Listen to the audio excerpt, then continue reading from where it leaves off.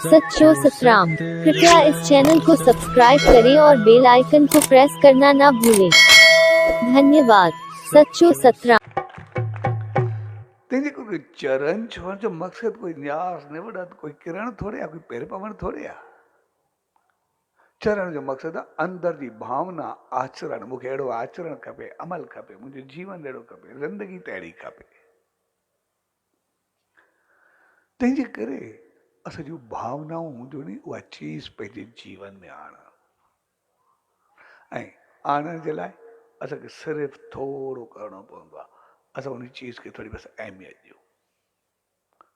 असां अहमियत ॾिनीसीं पोइ सभु कुझु पंहिंजो पाण सही थी वेंदो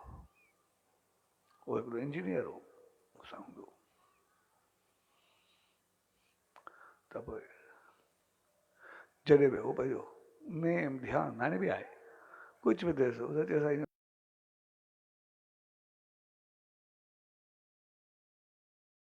ताईं थोरे अभी त रूमाल खे चढ़े पियो साईं जेको ई आहे त हिकु दफ़ो मां फातो मां अची हाणे मुंहिंजो पूरो जेको कैरियर लॻल हो हुते मूंखे चयो तोखे हे करिणो आहे कमु हे खुदाई करणी आहे तो पाणी बि अचे हे बि अचे त मूंखे टारगेट ॾिनो ऐं ज़मीन एतिरी पकी एतिरो न को पाणी अचे न कुझु न कोई तकलीफ़ न पई थिए त मां हुनखे चयो हाणे ठीकु आहे तव्हां हाणे कमु कयो ॿियो को हल कोन्हे तव्हां कमु कयो मुंहिंजो रोज़ कमु मां नेम पंहिंजो ज़रूरु कंदो आहियां कुझु बि हुजे मां पंहिंजो नाम ध्यानु सचे साईं जो ज़रूरु कंदो आहियां तंहिंजे करे मां नाम में वेंदो आहियां तव्हां पंहिंजो कमु कयो चए मां अखियूं बंदि करे नाम सिमरन में वेही रहियो मालिक हाणे तूं पाण ॼाण मूंखे तूं चयो आहे नाम कर मां पंहिंजो उहो कयां थो बाक़ी हाणे जेको तूं करे ऐं नेम करे मां जीअं उथियो मुंहिंजो पूरो कमु पूरो थी चुको सभु जेको थियणो ई न हो केतिरनि ॾींहंनि खां सभु मुंहिंजो पूरो थी वियो सभु कुझु हली वियो जॾहिं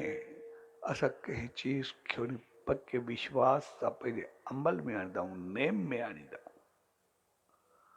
उहा चीज़ असांखे एतिरो फल ॾींदी आहे जेतिरो की अहमियत ॾींदासीं जंहिंजो को अंदाज़ न हूंदो आहे हक़ीक़त में असां उहा ग़लती उते थींदी आहे असां पाण थोरी थोरी ॻाल्हि ते टिकमकाईंदा आहियूं वरी पोइ कुझु थींदो आहे त वरी शिकायत पंहिंजी लॻाईंदा आहियूं त मुंहिंजो न थियो लेकिन असां कंहिं चीज़ खे सिर्फ़ु अमल में आणूं असांजो जीवन सदाई सभाॻो हूंदो आहे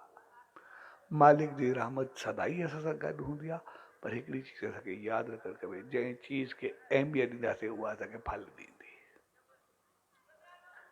पोइ असांखे नेम खे अहमियत ॾींदासीं नेम ॾींदो ॿी चीज़ खे ॾींदासीं ॿी चीज़ ॾींदी कोई असांखे ॿिए पासे वठी वेंदो त असांखे ॿियो पासे जो बि जाम मिलंदो जेको बि आहे लेकिन हिकिड़ी चीज़ असांखे यादि रखणु खपे असां सभु इंसान असां सभु ज्ञान चाहींदा आहियूं सिर्फ़ु ज्ञान न चाहींदा आहियूं असां चऊं सिर्फ़ु पढ़िया लिखिया हुजूं डिग्री हुजे पर अमल न हुजे घर में बि कंहिंखे चङा कोन लॻंदासीं न पाण खे लॻंदासीं न ॿियनि खे लॻंदासीं करूं कुझु न पर डिग्रियूं असांखे सभु चवनि घर वारे बि ज़िंदगी में कयो छा थी साॻे नमूने असांखे ॼाण केतिरी बि हुजे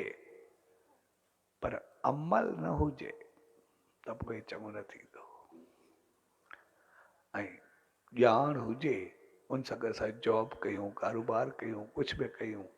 असांजी तरक़ी वाधारो इज़त शान मान सभु कुझु वधणु शुरू थींदो आहे साॻे नमूने सचे साईं जी दामन में अचूं उनजी रहमत में अचूं पर असां कयूं कुझु न त पोइ असां रहिजी छो वञूं असां थोरो अमल कयूं थोरो नेम थोरो ध्यानु थोरो सिमरन थोरो कंहिंसां चङो हलणु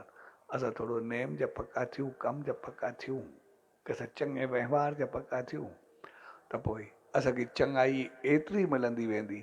जो असां हिते बि सुखी रहंदासीं अॻिते बि चङाई सां मालिक जी रहमत ताईं पहुचंदासीं ॿई जहान चङा थी वेंदा